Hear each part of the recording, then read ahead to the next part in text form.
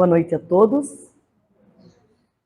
Eu primeiro quero agradecer a casa, né, na figura dos meus amigos, a Selma e o Osório. Não sou palestrante espírita, é uma pessoa que está estudando, tenho pouca coisa a dizer, mas sempre tem os amigos, né, que se compadecem e nos chamam ao trabalho, já que nós necessitamos de trabalho. Como a nossa irmã estava falando na prece, nós vamos falar aqui também de um livro. Não vou contar aqui o livro, nem as histórias que ele traz, porque isso destruiria a vontade das pessoas de lê-lo, né? E o interessante e importante é a gente conseguir ler as obras e tirar delas as próprias conclusões. E as histórias dela, de todas as obras, né? Mas em especial as obras do André Luiz, elas são riquíssimas em histórias da crosta terrestre, portanto muito próximas a nós, né? Erros cometidos por nós aqui, e falando também da parte espiritual. Então, eu já perguntei para casa, eles tinham, mas acabou, mas procurem, né, a obra. Essa é a segunda obra da coleção do André Luiz, e essa obra, a primeira fala do nosso lar, que a maioria conhece por causa do filme, e essa é a continuidade. Como aqui o tempo é curto, não vai dar tempo de falar da obra inteira. Então eu peguei algumas coisinhas, né, que eu achei interessante compartilhar, que fala aqui dos nossos amigos espirituais, que de tão bom grado nos acolhem, nos ajudam, principalmente na compreensão. Já tiveram várias capas, né? A capa atual é essa aí, dos Mensageiros, né? O segundo livro da coleção.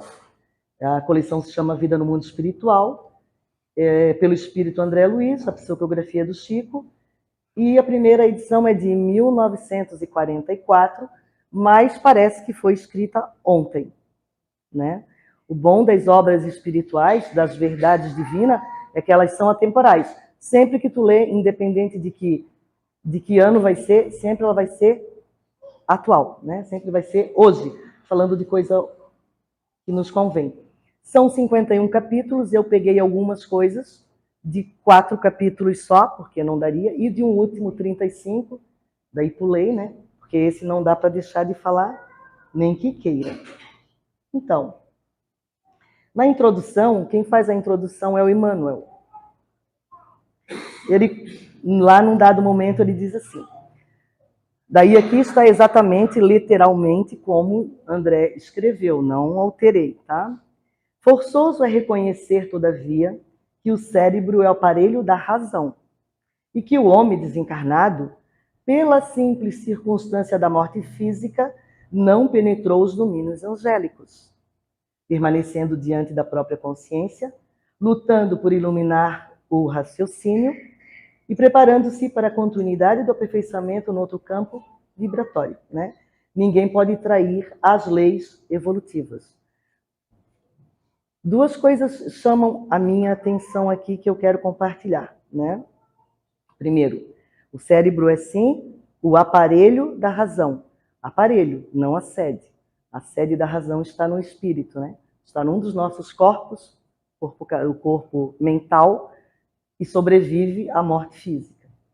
Sem o aparelho, né?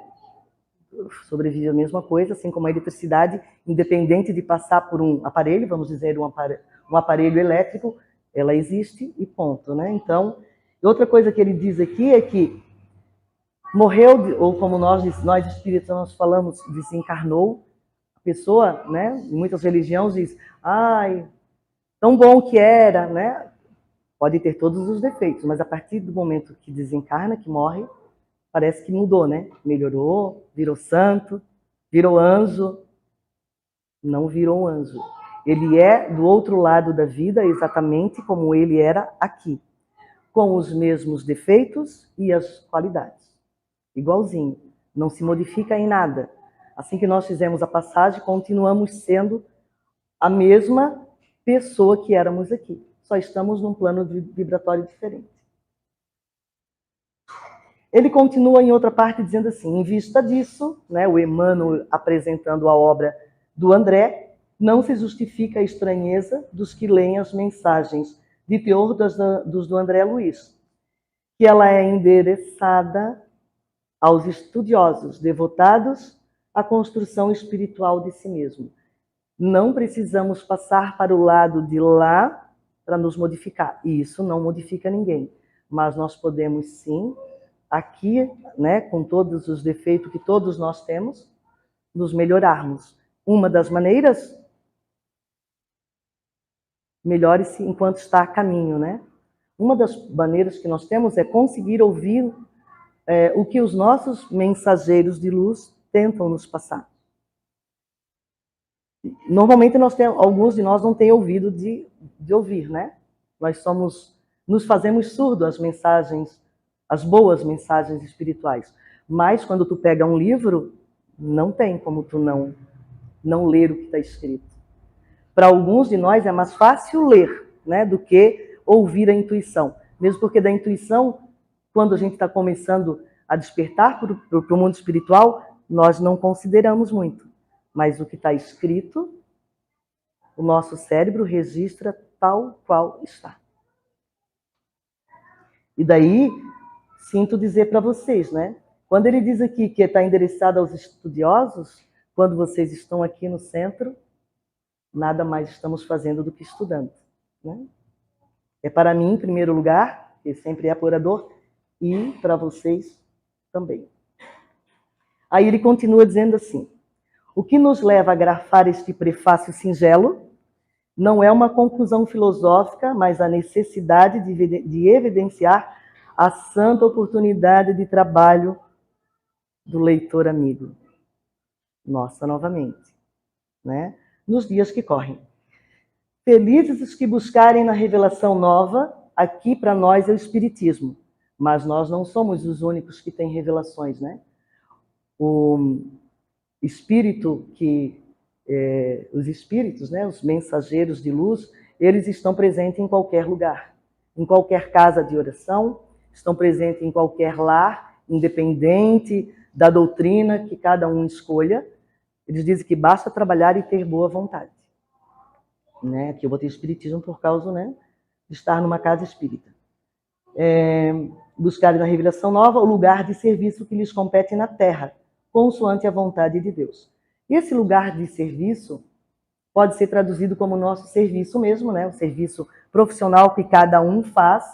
Diz que tudo que a gente faz, que faz com amor, tudo que a gente faz com boa vontade, é um trabalho divino. Nós realmente trabalhamos para Deus quando escolhemos uma profissão e nela nos esforçamos para ser o melhor que nós podemos, né? Então, daí eu me lembrei, né, para fazer uma outra reflexão, desta parábola, que é do grão de mostarda. Ela está no capítulo 13, né, do Evangelho de São Mateus, no versículo 31, e diz assim, todo mundo já conhece, né? Só estou repetindo. O reino dos céus é semelhante ao grão da mostarda que o homem tomou e semeou no seu campo. Espiritualmente, esse campo, nos dizem os amigos espirituais, que é o coração, né? É o campo do sentimento. Coração quando a gente está encarnado, mas a gente entende que, né, tudo tem seu similar no nosso corpo sutil. A lição das coisas mínimas. O grão da mostarda é um menor grão, um dos menores grãos que existem, né? Mínimo. Já a árvore da mostarda, né, é uma das maiores árvores. Não é um arbustinho, não é uma plantinha rasteira. É uma grande e frondosa árvore. Tudo começa pequeno, tudo começa mínimo. Às vezes a gente pensa, eu não posso fazer isso porque, né, não tenho dinheiro para fazer uma boa obra, eu não tenho muito estudo para fazer, né, palestrar, para conversar com o irmão e convencê-lo de que ele está errando, né, em alguma coisa está fazendo errado, para alertá-lo. Não precisa nada grandioso. É o que a gente consegue fazer no nosso meio, na nossa família, na nossa sociedade, pequenas coisas, né? Igual ao grão de mostarda, a lição das coisas mínimas. E é em nós mesmos que devemos desenvolver esse trabalho, né, da realização divina. A realização divina é sermos cada dia, né, amanhã, ser melhor do que somos hoje. Melhorar. Deus é um ser perfeito. Nos criou simples e ignorantes, mas perfectíveis. Temos a chance de nos tornar perfeitos à medida que nos trabalhamos, à medida que nós nos esforçamos para melhorar. Então, o estudo, aqui do outro lado não aparece, né? O meu aqui foi feito de uma maneira que aqui não está refletindo. Mas do lado da de estude, porque cada livro é um tesourinho na construção do homem novo. Não só o livro, né? Mas aqui, como nós estamos no estudo, sim, a leitura é uma das melhores maneiras que nós temos para aprender. Quando o servidor está pronto, o serviço aparece. Daí nós temos biblioteca, né? A maioria das casas espíritas tanto tem um livro para ser comprado, né? Que tem pessoas que gostam de pegar seu livro, de rascunhar, de botar um marca-texto, e também tem o livro para empréstimo. Então, passando a introdução, né, do qual eu trouxe o mínimo, o primeiro capítulo do livro Os Mensageiros se chama Renovação. Ele se passa, para contextualizar, depois do primeiro livro que conta a história do André Luiz, quando desencarna e se vê no mundo espiritual, no umbral, né? E daí tem toda a história dele, como ele consegue ser resgatado do umbral, elevado a uma colônia espiritual que é o nosso lar. Lá ele é tratado, boa parte ele passa em tratamento, e esse livro aqui é quando ele já está a ponto de deixar de ser um doente no nosso lar e começa a ser um colaborador, começa a trabalhar. Então, é disso que se trata esse livro, tá? Então, na renovação, uma hora ele diz assim: eu convencia-me de que a dor agira em minha construção mental. A maneira do alvião pesado, que é uma enxada que tem dois lados, cujo golpes eu não entendera de pronto. Ele quebrara a concha da antiga viciação do sentimento. A dor, a doutrina nos ensina que nós temos duas maneiras de melhorar e de evoluir. Uma é pelo amor. Como nós ainda não aprendemos a amar no sentido, né, divino de ser, a outra, o que nos é mais fácil, é pela dor. Quando nós não conseguimos fazer uma coisa pelo amor, a dor nos obriga a fazer, né? Então, ele passou um tempo no nosso lar até ele se convencer de que a dor o ajudou a se renovar, a reconstruir o que ele pensava, a reconstrução mental, né? Ele começa a deixar o homem velho para dar lugar a um homem novo, com uma outra mentalidade. Então ele diz que ele se libertara-me, né? A dor libertara-me, expusera-me o organismo espiritual ao sol da bondade divina. Até aí ele conta que ele está igual um animal que vive dentro de uma concha, onde o sol não pega. Uma pessoa escondida da bondade infinita, né? Não que Deus não acha, mas é que nós nos escondemos. Os amigos espirituais às vezes estão do lado, falando, e nós não ouvimos. Não é que eles não estejam para nós não estamos para ele. Porque, né, tudo nós temos que permitir, tudo nós temos que querer. E ele continua dizendo que pela primeira vez ele começa a catalogar os adversários na categoria de benfeitores. Isso é começar a ser um ser, né, desabrochando para a espiritualidade, para um outro mundo. Porque para nós, adversário é aquela pessoa que a gente nunca vai ter bons sentimentos, nunca vai conseguir amar, né? A maioria de nós somos pessoas vingativas. Normalmente a gente diz que nós queremos justiça. A justiça é divina, nós queremos vingança.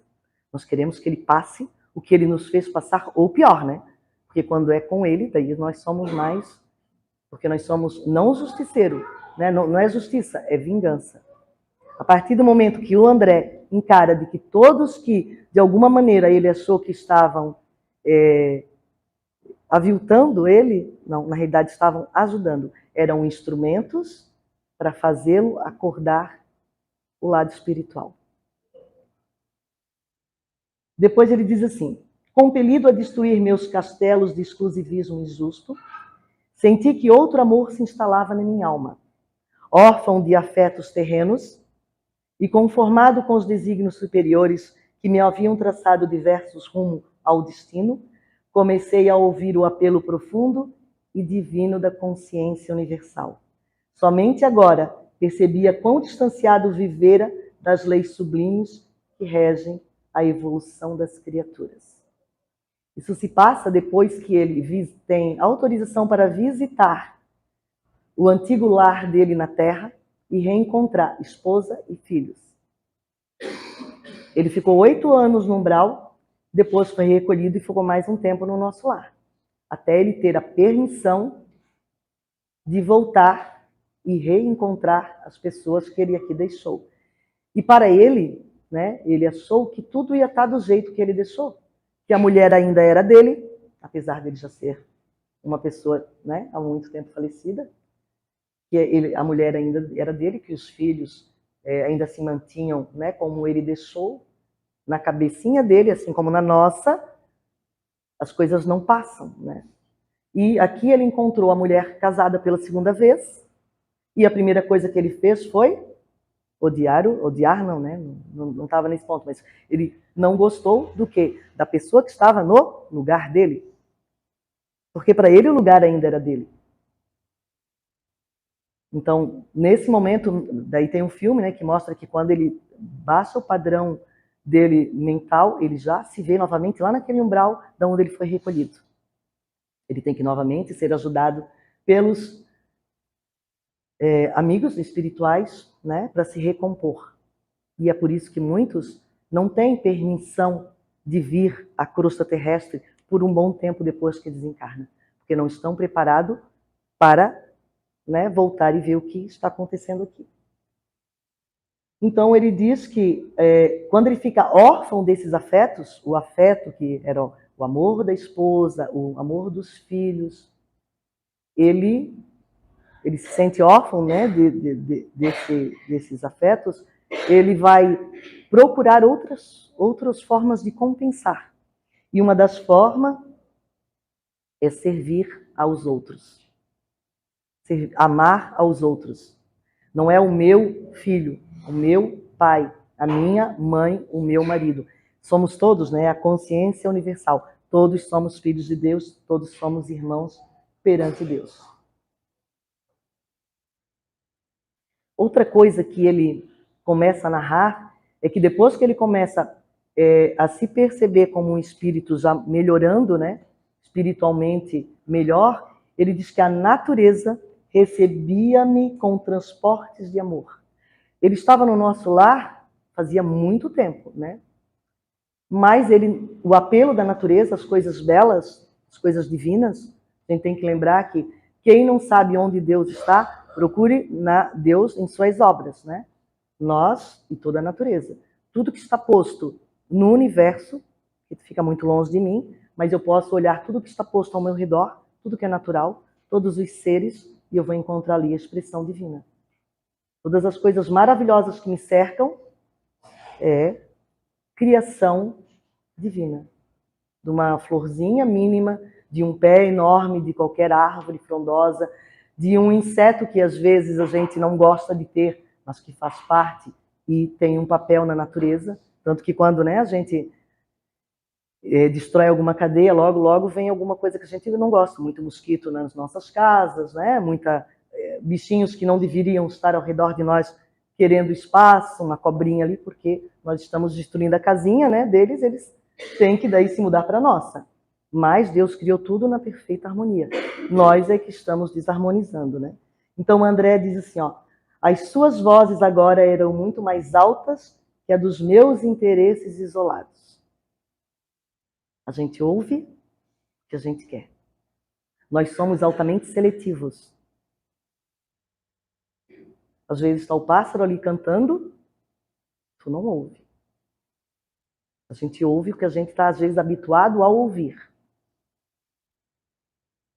Sempre teve um pássaro perto da minha casa, eu nunca soube que pássaro era. Até um dia que eu ouvi, meu marido disse, meu Deus, mas é tal coisa, nem me lembro qual é. canta aí todo dia. Eu digo, nunca ouvi. E realmente, depois disso, parece que ele está lá todo dia. E ele sempre cantou, eu é que nunca ouvia. Aquele pássaro, eu não tinha ouvido para ouvir aquele. Nós ouvimos, nós vemos, parte do que nós nos habituamos a ver. Sim, nós somos seletivos. Por isso que existe na nossa sociedade pessoas que a gente não vê. Né? Que eles dizem que são os invisíveis. Que estão ali, tu passa e não os vê. Não os vê como um irmão igual a ti. Porque às vezes está num serviço que não é igual ao teu. E às vezes é um serviço melhor do que o teu. Porque o teu depende do serviço dele, né? Que seria de um hospital se não tivesse as pessoas para limpá-lo. Não adiantaria muito o médico tentar salvar, né? Porque daí os germezinhos que são os responsáveis por deixar muita gente por lá tomariam conta.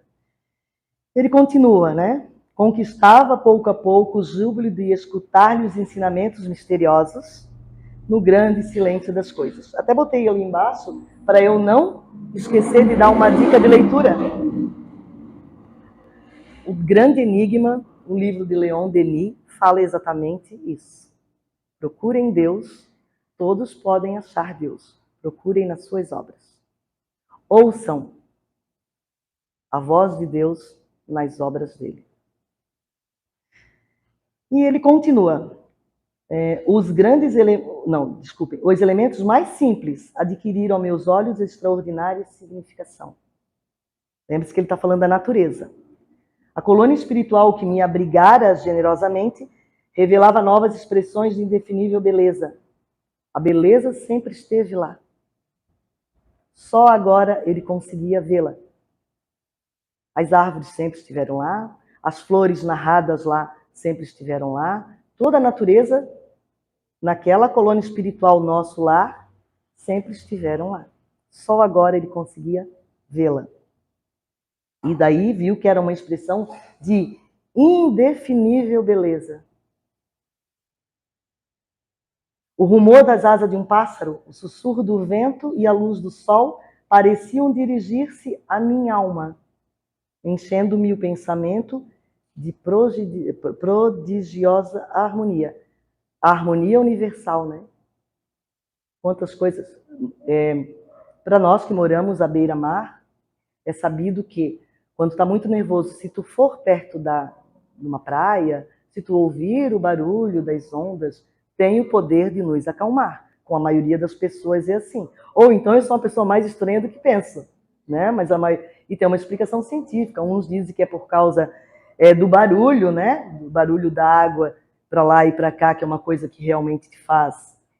É como se estivesse te ninando, né? Aquilo te acalma, o som te acalma. Outros dizem que era por conta do sal, dos cristais que estão, né, levado pela água, que também é uma coisa que tem o poder, né?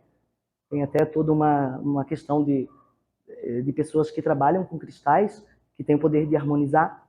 Sim, pode ser que cientificamente tudo isso esteja correto, né? Mas vamos lembrar que quem tem o poder de harmonizar e quem criou isso tudo, né? O dono da harmonia universal é o nosso Criador, né? É Deus. E ele continua, né? Ele diz assim, ó, a vida espiritual, inexprimível e bela, abrira-me os pórticos resplandecentes. Ele já estava na vida espiritual há algum tempo. O livro 1 se passa todo nele, né? Contando lá da colônia Nosso Lar. Aqui já estamos no 2. Daí agora ele começa a perceber. Até então, vivera em nosso lar como hóspede enfermo de um palácio brilhante. Tão extremamente preocupado comigo mesmo, me tornara incapaz de anotar deslumbramentos e maravilhas. É o tal, botei ali para não esquecer também de comentar, do interesse pessoal. Né? Nossa maior chaga é o egoísmo e filho do egoísmo, o interesse pessoal. Enquanto nós estamos preocupados com alguma coisa que nos beneficia, nós esquecemos de olhar o irmão do lado. E nós vamos ver mais, porque o André vai dar mais umas dicas sobre isso. Agora, a conversação espiritualizante tornara-se-me indispensável. Eu perdera totalmente a paixão pelos assuntos de ordem menos digna. Olha que ele diz que ele tinha paixão, né? Ele não gostava. Quando a gente diz eu sou apaixonada por uma coisa, é uma força, lembra? É um amor com uma força, às vezes até destrutível, né? As próprias descrições dos enfermos na Câmara de Retificação, onde ele começou a trabalhar, né? Figuravam-se-me desprovidas de maior interesse. Antes ele tinha interesse. Da onde que a pessoinha veio, por como é que foi recolhido, o que aconteceu por lá. Curiosidade, exatamente como nós seres aqui na crosta temos, né? Aquela curiosidade. A fofoca, a bem dizer. Agora, ele não se interessava mais por esse tipo de coisa. Não mais desejava informar-me da procedência dos infelizes. O que passou, passou. Buscava irmãos necessitados, desejava saber em que lhes poderia ser útil. Agora, não o que foi antes, né? Estava fazendo a renovação mental, porque faz parte da nossa renovação mental, né? Nós deixarmos de lado coisas que a gente está acostumada, como alguns de nós, né? Saber da vida do outro, comentar. Ele, enquanto trabalhador, tinha essa necessidade no começo. A conversa com o enfermo era sobre isso. A partir do momento que tu chama de novo aquela pessoinha ao que ele passou, tudo volta. É a última coisa que uma pessoa em recuperação, um drogado, por exemplo, em recuperação, a última coisa que ele precisa é de alguém falando sobre o vício dele. Ele precisa de alguém que lhe tire isso da cabeça. Não que revisite, né? O que lhe é mais penoso. Reavivar antigas feridas. Capítulo 2, tem muitas coisas, tá? No capítulo 1 eu só peguei pouquíssimas coisas assim que eu achei interessante trazer. Da renovação, né? Então, na renovação, ele fala da renovação mental, né? Ele estava começando a ter novos pensamentos, pensar diferente. Depois do pensamento, a gente começa, então, a agir diferente, né? O capítulo 2 vai nos falar sobre a figura do aniceto, que vai ser a pessoa que vai se encarregar dele num novo a fazer, né? Ele vai ser promovido da Câmara de Retificação. Tem uma benfeitora lá, uma trabalhadora que nota que ele realmente está trabalhando muito, se aperfeiçoando, mas que ao mesmo tempo que ele está alegre, porque ele está descobrindo muitas coisas, ela também nota nele essa ausência que deixou o vazio daqueles sentimentos que ele deixa na terra e que ele lá parece não ter. Então ela comenta com ele que ele precisa, então, mudar, né? Mudar de ares, que ele pode mudar, pedir uma nova atribuição. E acha que ele vai se dar muito bem numa outro departamento do nosso lar. Trabalhar com o Ministério de Comunicações. E é assim que o André nos chega, né? Ela lhe fala assim: André, meu amigo, você vem fazendo a renovação mental. Olha que isso foi pré-requisito para ele ser indicado a um novo posto. Em tais períodos, extremas dificuldades espirituais nos assaltam o coração. E aqui eu vou deixar um adendo. Cada um de nós, mesmo aqui na Terra, quando a gente começa a querer melhorar, parece que tudo começa a dar errado. Parece que tudo começa a nos puxar novamente para as mesmas coisas que nós fazíamos, né? Porque trocar uma coisa nova por uma coisa velha, uma coisa que tu faz sempre, né? Hoje, esse horário poderia ser, né? Quem antigamente não frequentava a casa, provavelmente fazia outra coisa nesse horário. Eu sou suspeita porque sou uma pessoa diferente. Detesto novela, por exemplo.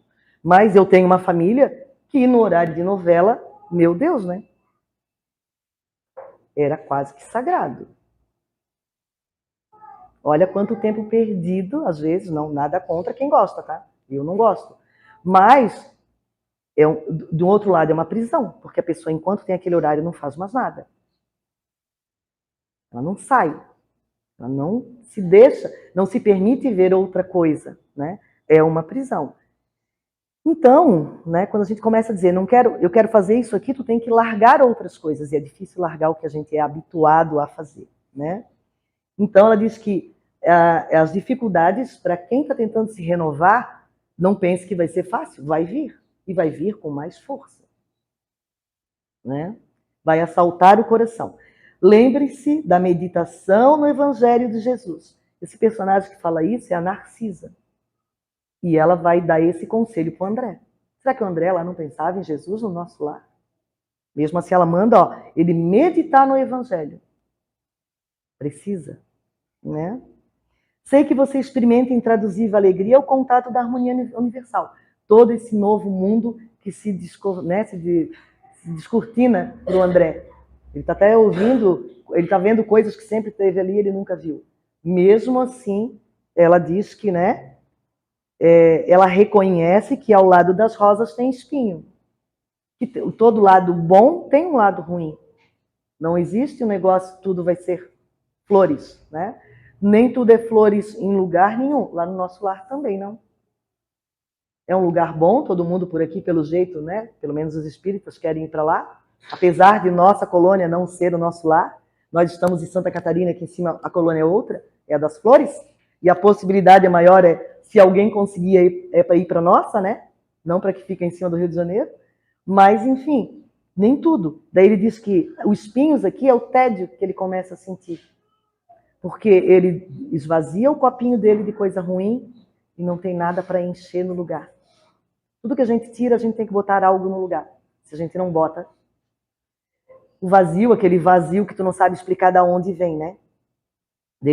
Ela fala assim, há espinho no tédio nas margens das velhas estradas inferiores que você vai deixando para trás. Seu coração é uma taça iluminada aos raios do alvorecer divino, mas vazia dos sentimentos do mundo. E isso faz falta. Porque o sentimento aqui e lá, amor é amor em qualquer lugar. Alegria é alegria em qualquer lugar. Caridade é caridade em qualquer lugar. Tu tem que quando tu renova, tu tem que botar alguma coisa no lugar do que tu tirou. Tu tirou uma coisa ruim, tu tem que botar uma coisa boa. Mas tu tem que botar algo, né? Então ela nota isso nele para ajudá-lo, ela vai dizer que ele pode trabalhar em outro lugar. Ele gostou da ideia, ele disse que trabalharia sim. Ele conheceria a satisfação dos cooperadores anônimos da felicidade alheia. Mensageiros. São nossos colaboradores anônimos. Nós somos ajudados diuturnamente por eles, incansavelmente por eles, e eu não sei quem são. Não sei nome, não sei como é que é, não sei aparência, não sei por que me ajuda. A gente tem uma leve intuição. A gente sabe que ajuda, quem é não. São anônimos. Nem o André Luiz, o nome dele não é André Luiz. É um nome que ele escolheu, porque a gente tem que dar nome às coisas. Não se chamava André Luiz, né? Então ele diz que trabalharia sim, né? Ele ia ajudar, né, na felicidade alheia, procuraria a prodigiosa luz da fraternidade, a ajudar aos irmãos, através do serviço às criaturas. E aqui as criaturas somos nós. Principalmente as criaturas que estão na crosta e que precisam de muita ajuda, né? Em períodos como você atravessa, diz a Narcisa, há mais facilidade para se desenvolver com êxito. Período de renovação, período de estar deixando coisas ruins para trás, o período de já ter começado faculta, né, que o negócio dê certo. Eu não posso pensar em fazer e nunca fazer. Uma vez que você começa, uma hora você termina. Se você nunca começar, nunca vai terminar. Não diz que a gente não sobe uma grande montanha sem o primeiro passo? Quando se lhe despertam os sentimentos superiores, verifica que as lições do mestre têm vida própria, ou seja, elas começam a se multiplicar, né? Apesar de a gente buscar, vem muito mais do que nós buscamos, né? E revelam expressões desconhecidas da sua inteligência. O que nós achamos, a nossa inteligência, o que nós criamos no nosso mundo enquanto é diferente da expressão da inteligência divina. À medida que se esforça na edificação de si mesmo como instrumento do Pai. Então, ele vai falar o tempo todo que esses mensageiros, eles vêm para nos ajudar a nós conseguirmos nos modificarmos. Porque sozinho nós não conseguimos. Como criança que não consegue aprender sem, né, no começo, ali na fase bebê, que vai começar a andar, vai começar a falar, não conseguimos sem ajuda. Sem a mãe que nos ensina, sem o pai que nos instrui, sem o irmão, não conseguimos. Tem aí a história das crianças lobos, né, que ilustram isso. Então, nós temos e nós recebemos muita ajuda espiritual. E, ingrato que somos, não nos apercebemos e, por vezes, nós nem um agradecimentozinho a gente não dá, né? Falo por mim. Hoje em dia já consigo mais, mas se conseguisse de verdade, não ia fazer outra coisa, né? O dia inteiro. Nós somos livrados de coisas que a gente nem se apercebe. Então, quando ele fala ali, né, que as lições do mestre têm vida própria, né, todas as lições que o nosso mestre Jesus nos ensinou, depois que tu começa a entender o evangelho, que só na teoria já é uma coisa gostosa, mas a gente começa a entender mesmo quando a gente começa a praticar, aí ganha vida própria. Quando a gente começa a fazer o que ouviu falar. Enquanto eu falo, teoria sem prática não leva a nada, não produz nada. Produz meu pensamentinho aqui para mim mesma, mas de uma coisa que pode se multiplicar não existe, tá? Então, plantio no campo do coração, né? Ele fala aqui, ó, que a gente faz o nosso plantio, quando ele fala aqui da desconhecida da sua inteligência, a nossa inteligência, o cérebro, né, humano é capaz de produzir muita coisa. Mas o que nós precisamos produzir são coisas no nosso coração. Nós precisamos pensar melhor o que nós fazemos e fazer tudo o que nós fazemos com amor. Porque o que a gente faz pelo simples fato de fazer é muito difícil de que quando a gente faz por amor. Diz que quando tu dá alguma coisa para alguém, né, uma coisa que não te satisfaz mais, que tu não precisas, que está lá jogado, é bom para quem recebe? É. Para ele não faz diferença se é porque tu não quis mais. Agora, quando tu te desfaz de uma coisa, às vezes necessitando dela, porque tu vê que teu irmão precisa mais, aí ele é bom para ti, não só para o irmão. E a gente dá o supérfluo. O supérfluo, para mim, eu estou me livrando das tralhas. Para mim, espiritualmente, materialmente, eu me livrei de algumas coisas. Espiritualmente não me faz nada. Faz para o irmão que recebe. Para esse sempre, né? Quem necessita, necessita. Mas quando eu dou de coração uma coisa que até me serviria, mas que eu vejo a necessidade no outro, aí sim, daí realmente eu estou doando. Não dar do que eu não preciso. Não que eu tenho a mais eu não possa doar. Posso. O que eu estou dizendo aqui não é isso. O que eu estou dizendo é o que a gente doa de boa vontade, mesmo daquilo que a gente às vezes quer ainda, mas o outro precisa, aquilo faz bem para mim. É a minha renovação. É a doação verdadeira, né? Então tem coisas que não são sentidas pelo nosso raciocínio, né? Eles são entendidos, a inteligência emocional que hoje em dia já está em voga, né?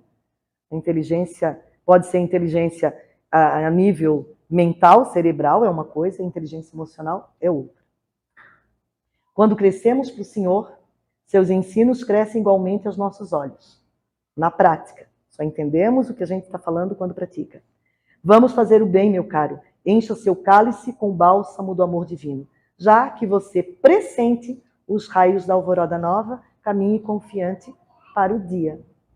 Um novo amanhecer, né? Ele agora vai ser um ser mais brilhante. Como nós somos luz, caminhe para o dia, vai ser luz, né? Então a Narcisa lhe fala de novos postos de serviço, ela que está instalada nesse Ministério da Comunicação, e ela diz que muitos companheiros se habilitam a esses postos de serviço sempre, né, no nosso lar. Mas, né, para prestar esse concurso na Terra, nos campos visíveis e invisíveis, né? E que todos eles estão acompanhando esses novas pessoas que entram nesse ministério, estão sempre acompanhados de nobres instrutores, porque eles entram lá a priori para aprender e depois trabalhar. Comunicando meus novos propósitos a Tobias, fala de André, verifiquei a satisfação que lhe transpareceu no olhar. Tobias é um amigo dele desde quando ele é recolhido e, inclusive, vai para a casa que o Tobias tem no nosso lar. Fique tranquilo, Tobias disse bondoso. Você possui a quantidade necessária de horas trabalhadas para justificar o seu pedido. Ele precisou de alguém indicá-lo, uma ótima trabalhadora, que era Narcisa, uma das mais conceituadas, né, no que fazia. Precisou da ajuda do Tobias, que vai levá-lo até o instrutor, vai levá-los até o Ministério da Comunicação. E daí ele precisou de horas bônus, que é o pagamento do trabalho no nosso lar. Né? O dinheiro lá não existe, mas existe a meritocracia. Você trabalha para conseguir as coisas. Inclusive, trabalhar num outro lugar. Você quer mais trabalho? Primeiro faça o trabalho que você acha que é pouco, muito bem, para depois querer outro. Se o nosso mundo aqui fosse assim, hein? Olha o nível de eficiência que nós temos e não somos afeitos ao trabalho. Olha o nível de eficiência que nós teríamos, né? Se funcionasse assim. Então ele tinha promoção por mérito, né? Atendendo à lei divina, a lei do trabalho que só está abaixo da lei da adoração. Trabalhar é adorar a Deus. Comecei a compreender o valor do trabalho. Ele era um médico, antes de desencarnar, super prestigiado no Rio de Janeiro. Agora ele começou a compreender o valor do trabalho? Era outro valor agora do trabalho. A amizade de Narcisa e Tobias era tesouro de inapreciável grandeza que o espírito de serviço me havia descortinado ao coração.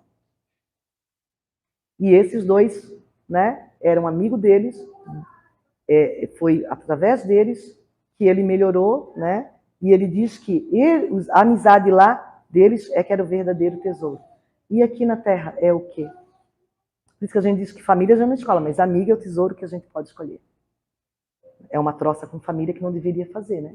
Mas sim, nós temos amigos que são mais que família, porque às vezes eles são nossa família, espiritualmente falando.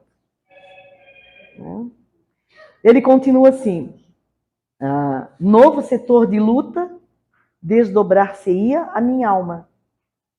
Novo setor de luta. A gente diz, né, aqui na Terra, né? Lutar para sobreviver, trabalhar para comer, trabalhar para isso. Né? As pessoas vivem sonhando com o dia que vão se aposentar. Não se aposenta nunca. Cada vez trabalha mais, ó. E quanto mais trabalha, melhor fica. Daí diz assim que morreu, descansou. Onde? Tomara que não descanse, porque enquanto o André Luiz estava descansando, vamos dizer assim, jogado num lodaçal, né, sendo perseguido por criaturas horripilantes, não quero esse descanso para mim, não. Melhor trabalhar no nosso lar, ou na Colônia das Flores, né? Então ele continua, né? Eu não deveria perder a oportunidade. Nosso lar estava cheio de entidades ansiosas por aquisições dessa natureza. Não seria justo entregar-me de boa vontade no novo aprendizado? Se ele não quisesse a vaga, muita gente queria. Então, ele tratou de pegar, né, a vaga que o instrutor. Então, ele vai conhecer o instrutor Aniceto.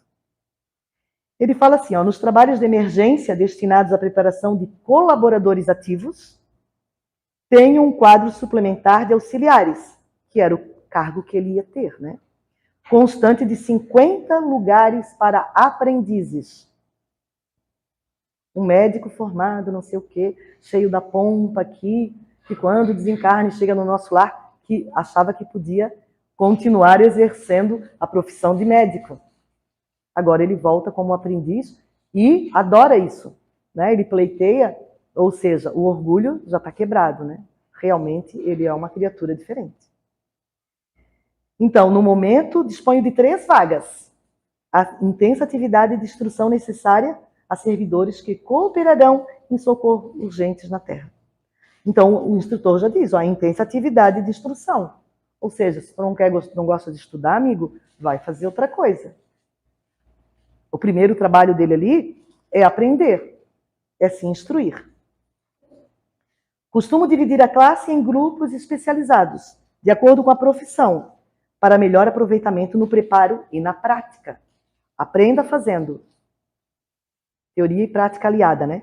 Tenho presentemente um sacerdote católico, um médico, 6 engenheiros, 4 professores, 4 enfermeiras, 2 pintores, 11 irmãs especializadas em trabalhos domésticos e 18 operários diversos em nosso lar. Não, desculpa. Em nosso lar, a ação que nos compete é desdobrada de maneira coletiva.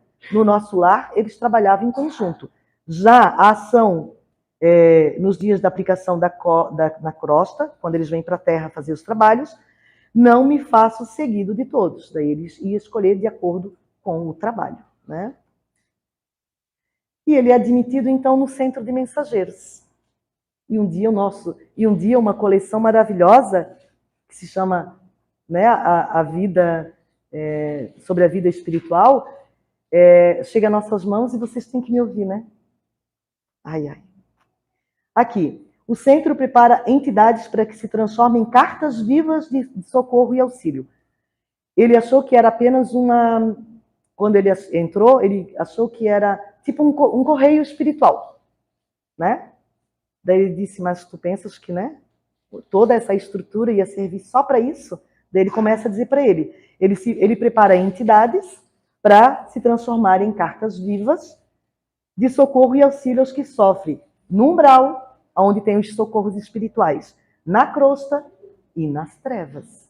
Porque as trevas para eles é um umbral grosso, abaixo da crosta que a gente conhece ali como onde o André estava, né? Que já é um lugar bem tenebroso. Preparam-se aqui numerosos companheiros para a difusão da esperança e do consolo, instruções e avisos nos diversos setores da evolução planetária. Então, tecnicamente, tudo saía do Ministério da Comunicação. É lá que eram preparados os mensageiros, é lá que são preparados todas as coisas que nós recebemos por meio mediúnico, inclusive todos os livros, né? Eles têm turmas compactas de aprendizes para reencarnar. Aqueles que têm a bênção de ser acolhidos em lugares como o nosso lar, podem ter preparação antes de voltar à crosta e daí errar menos. Médiuns e doutrinadores saem daqui às centenas atualmente para a Terra, os que vão ser médiuns na Terra, os que vão ser doutrinadores na Terra. Tarefeiros do conforto espiritual, e aqui não fala em religião, é todos que saem para todas as denominações religiosas do mundo, né? Porque do nosso lar sai um contingente, mas das outras também sai, independente de que lugar do mundo esteja, né? Ele diz assim, ó, elas encaminham para os círculos carnais em quantidade considerável, habilitados pelo nosso centro de mensageiro. Ele sai com a teoria.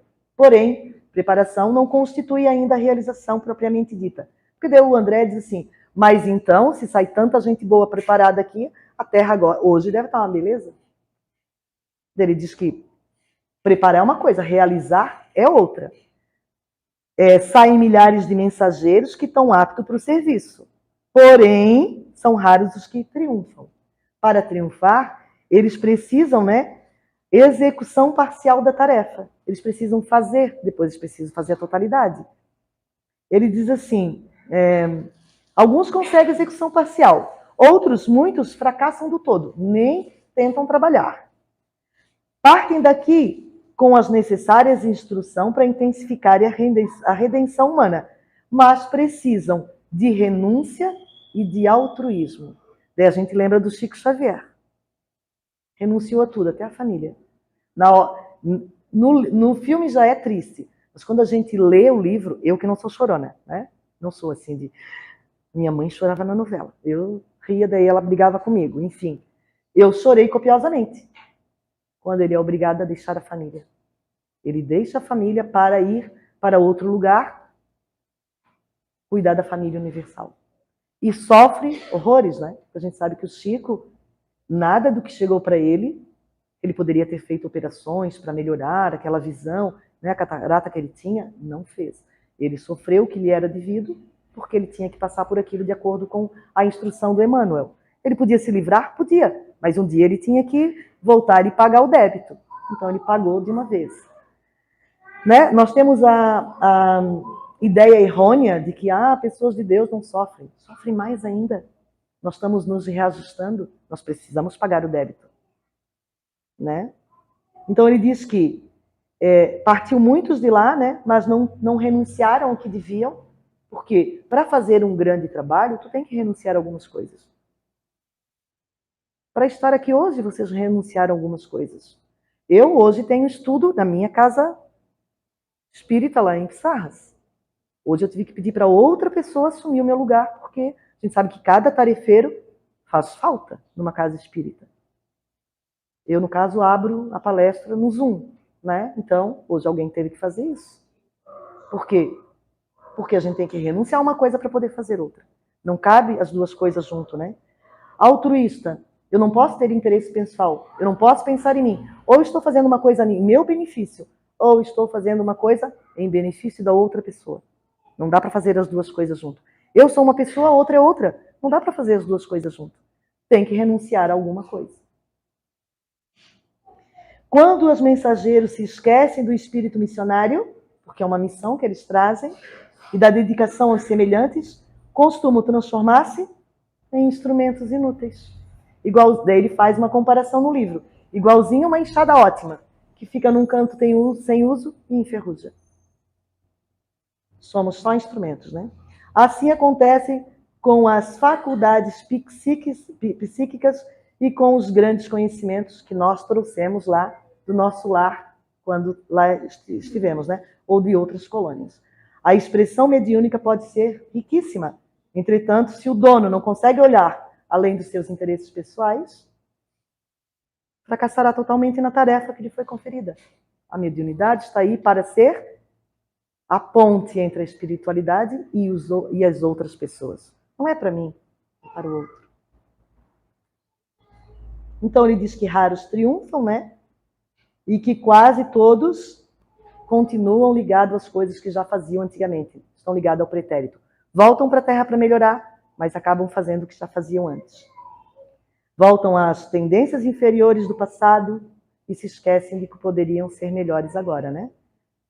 De fazer coisas divinas no presente. Ele diz que é um disparate de interpretação, né? Prosseguimos agarrado ao mal, esquecendo do bem e chegando por vezes ao disparate de interpretar as dificuldades que nos chegam no nosso dia a dia como punições. A dor veio nos ensinar, não veio nos punir.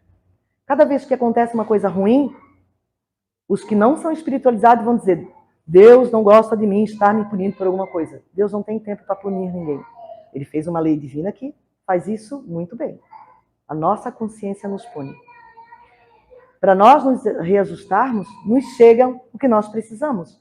A dificuldade que nós temos é para nós fazermos o reajuste do que nós deixamos para trás, né? Então ele diz que quando todo obstáculo traduz uma oportunidade, né? E isso só acontece para quem consegue ver nisso a oportunidade. Bom, esse último capítulo aqui é o 35. Nós já falamos outras vezes, vocês já conhecem. Eu só botei aqui para lembrar. Ele fala sobre o evangelho no lar. Ele conta como o primeiro evangelho foi feito por Jesus na casa de Simão Pedro, que convida todos a lerem. E ele vai lembrar que um dos socorros espirituais acontece em cada evangelho no lar. Cada vez que nós fazemos as nossas leituras no Evangelho, num dia que nós escolhemos, no horário que nós escolhemos, nós estamos, na verdade, ajudando a espiritualidade a trabalhar, inclusive com entidades que são trazidas para os nossos lares. Já que eles se afinizam mais conosco ainda, na questão vibratória, eles nos veem, eles nos ouvem, e eles não veem, não ouvem o irmão ali tarefeiro, o mensageiro, que tem uma vibração diferente. E eles não são ouvidos e percebidos. Quando nós proferimos, né, as nossas discussões, as nossas leituras, eles nos ouvem. Então a gente acaba se melhorando e servindo de ponte com esses irmãos, nos reajustando. E daí, já estamos no nosso horário, mas se me permitem, acho que é 1 ou 2 minutinhos. Eu quero colocar... Agora aqui não é o André, é uma colega do André, a Joana de Ângeles. É um pedacinho que eu peguei do filme, tá? Ixi. Ah, será que é aqui? Tá ligado? Será que é o meu que está baixo? Espera aí. Às vezes a pessoinha tira, né?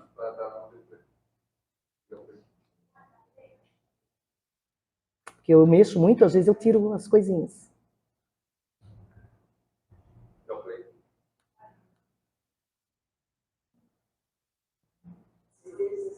Ó, deixa eu voltar, porque o bichinho é rápido. Tá baixo. Já fizeste? Aqui, outro aqui, pouquinha coisa. Vou ver. Isso aqui é quando a mãe dele falece. Não te preocupes mais, sigam. Até o final dessa jornada, ao olhares para trás, perceberás que as pessoas, os problemas, mesmo esse mundo, nunca existiram com inclusive. Eles só foram colocados em ti para te dar a oportunidade de evoluir em você. Se viveres assim, a consciência da mentalidade da consciência divina, quando chegar o dia desse corpo na terra, verás que a lua nunca foi completa. O tempo inteiro foi entre você e você mesmo. O maior desafio da criatura humana é a própria criatura humana.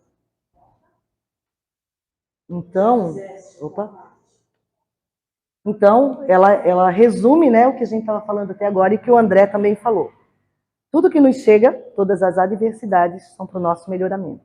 Todos aqueles que a gente acha que estão nos fazendo mal, só estão nos despertando para o mal que nós já fizemos. Nenhuma árvore cai sem que o Pai consinta. Então, ele está consentindo que alguém me faça mal? Não, ele está consentindo que você passe pelo mal que você já fez. E assim se melhore. Nós pagamos o que nós fazemos, né? Não chega dívida na casa de alguém que não contraiu dívida. E a dívida, ela alcança uma hora o devedor. Nós temos nada que nós não possamos pagar numa encarnação, nos chega. Só chega o que nós já estamos preparados para pagar. Então, vamos ver se nós conseguimos olhar para as coisas adversas, para as vicissitudes da vida, como uma coisa que nos alcança porque nós precisamos delas. A dor, às vezes a gente não precisa passar, né? Às vezes a gente cria dores que não precisaríamos ter. Por teimosia, por falta de amor, mas por vezes são dores que não tem jeito, né? Tem coisas que a gente tem que passar quando falece alguém muito querido. Tem, não é? Quando alguma coisa natural, uma tragédia nos acontece, são coisas que nós teríamos que passar e nós, erroneamente, somos ingratos, né? Nós deveríamos agradecer. Nunca foi nada que nós fizemos é para o irmão, sempre é para nós mesmos. Tudo que a gente faz volta, e volta pior, né? Porque isso amplia. Tudo que a gente não paga na hora, na dívida, vai ampliando. Então vamos pensar, né, um pouquinho hoje nos mensageiros divinos, em todo o trabalho, né, que eles têm, estudando, né, eles também estão se melhorando, mas todo o trabalho que ele tem, todo o trabalho de uma espiritualidade que tenta nos chegar todos os dias, tenta nos melhorar. Nós podemos ajudar com a leitura, com a renovação mental, pensando em tudo que nos chega, em por que aquilo está vindo, por que eu tenho que passar por aquilo. Eu já passei. O que eu aprendi com o que eu passei? Desculpem, né? Se alguma coisa foi dito assim que ficou meio estranho, acreditem isso na minha conta, né? Que eu ainda sou bem falível. Agora, tudo que ficou de bom, acredite na conta do André Luiz, porque quanto mais eu estudo, nós estamos no 10º livro, mais eu me apaixono por ele. Obrigado, agradeço a casa e a todos que me ouviram. Que Deus esteja sempre no nosso coração.